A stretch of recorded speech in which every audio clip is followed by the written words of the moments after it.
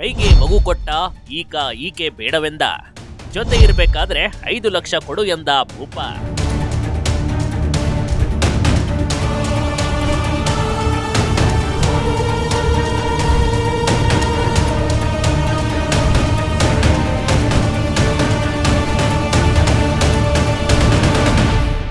Love ಮಾಡಬೇಕಾದ್ರೆ ಎಲ್ಲವೂ ಚೆನ್ನಾಗಿತ್ತು ನೋಡಿ.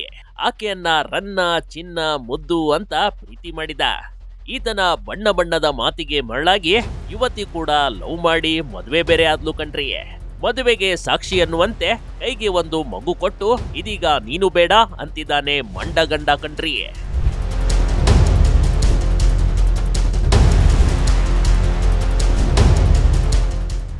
ಬೈ ಇಂಥದೊಂದು ಘಟನೆ ನಡೆದಿರುವುದು ಮೈಸೂರು ಜಿಲ್ಲೆಯ ಎಚ್.ಡಿ. ಕೋಟೆ ತಾಲೂಕಿನ ಸೊಳ್ಳಾಪುರ ಗ್ರಾಮದಲ್ಲಿಯೇ.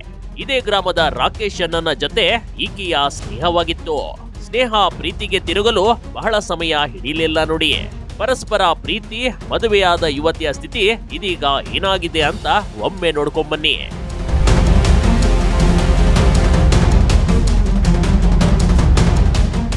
ಕೈಯಲ್ಲಿ ಕಂದಮ್ಮ ಹಿಡಿದು ನ್ಯಾಯಕ್ಕಾಗಿ ಅಲದಾಟ.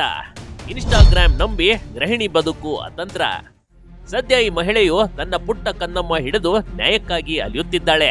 ಅಂಬೇಡ್ಕರ್ ಪ್ರತಿಮೆ ಕೆಳಗೆ ಕುಳಿತು ನನಗಾದ ಅನ್ಯಾಯಕ್ಕೆ ನ್ಯಾಯ ಕೇಳ್ತಾ ಇದ್ದಾಳೆ. ಕೇವಲ ಒಂದೇ ಒಂದು ಇನ್ಸ್ಟಾಗ್ರಾಮ್ ಸ್ನೇಹ ಬೆಳೆದು ಇದು ಮದುವೆವರೆಗೂ ಪ್ರೀತಿ ನಡೆಯಿತು.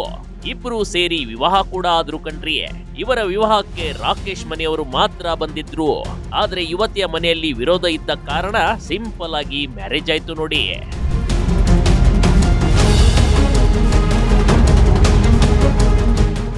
ಯುವತಿ ಗದಗ ಜಿಲ್ಲೆಯ ಮಹಲಿಂಗ್ಪುರ್ ತಾಂಡಾದವಳು. ಮೊದಲೆಲ್ಲ ಗಂಡ ಚೆನ್ನಾಗೇ ಇದ್ದ. ಆದ್ರೆ ಬರಬರುತ್ತಾ ಗಂಡ ಮತ್ತು ಗಂಡನ ತಾಯಿ ವರದಕ್ಷಿಣೆಗಾಗಿ ಕಿರುಕುಳ ನೀಡೋದಕ್ಕೆ ಆರಂಭ ಮಾಡಿದ್ರು. ತವರು ಮನೆಯಿಂದ ಹಣ ತರುವಂತೆ ಪೀಡಿಸ್ತಾ ಇದ್ರು ಅಂತ ನೊಂದ ಮಹಿಳೆ ದೂರನ್ನ ನೀಡಿದ್ದಾಳೆ.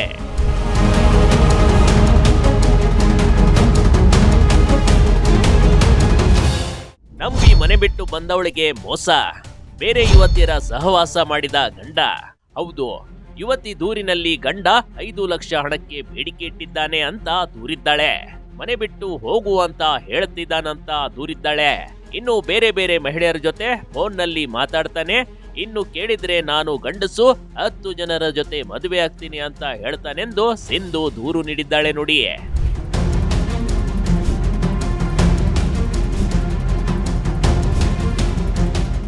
ಸದ್ಯ ತನ್ನ ತಾಯಿಯೊಂದಿಗೆ ನ್ಯಾಯದ ಮೊರೆ ಇಟ್ಟಿದ್ದಾಳೆ. ಗಂಡನ ವಿರುದ್ಧ ವಿವಿಧ ಆರೋಪದಡಿ ದೂರು ದಾಖಲಾಗಿದೆ. ಗಂಡ ಹಿಂಸೆ ಕೊಟ್ಟಿದ್ದು, ವರದಕ್ಷಿಣೆ ಬಗ್ಗೆ ಮಾತಾಡಿರುವ ಆಡಿಯೋ ಕೂಡ ರೆಕಾರ್ಡ್ ಪೊಲೀಸರಿಗೆ ನೊಂದ ಮಹಿಳೆ ಕೊಟ್ಟಿದ್ದಾಳೆ ನೋಡಿ. ಮುಂದೆ ಪೊಲೀಸರು ಗಂಡನ ವಿರುದ್ಧ ಏನು ಕ್ರಮ ತೆಗೆದುಕೊಳ್ತಾರೆ ಅನ್ನೋದು ಕಾದ್ ನೋಡ್ಬೇಕಷ್ಟೇ. Big TV Karnataka, Mysuru.